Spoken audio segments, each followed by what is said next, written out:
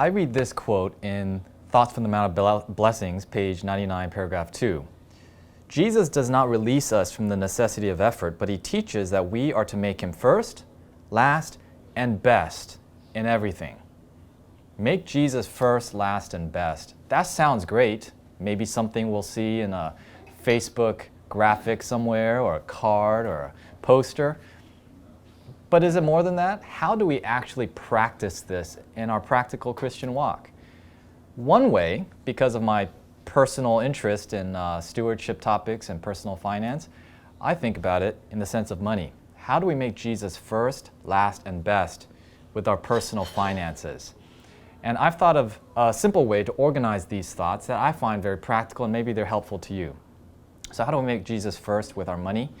We call that systematic giving. From the first 10% of all of our paycheck, all the increase, as we are told in the Bible, we give that to Jesus first.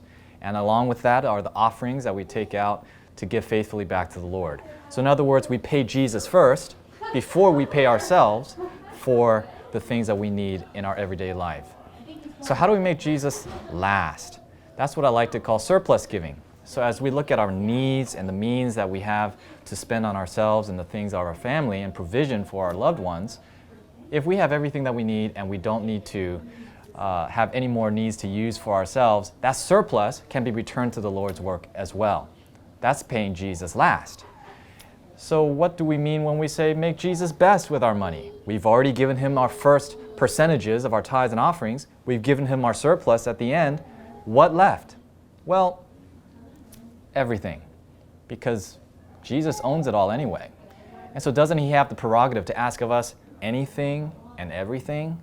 You remember the story of the rich young ruler. Jesus asked him to make a very specific and special sacrifice. Sell all that you have, give to the poor, come and follow me. Perhaps in experiences in your life, the Lord may move upon you a special mission appeal or a special cause of a loved one or some need that you see, and God tells you, that favorite car you have, that vacation that you have saved up for, maybe I want you to sacrifice that for me. To take it one step further, maybe the Lord calls you to give your life to him in service, as a missionary, as a minister, as a Bible worker, or in some other field. Jesus has the rights to all of that.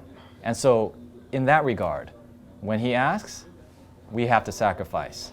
And that's making Jesus best with our money. That's sacrificial giving.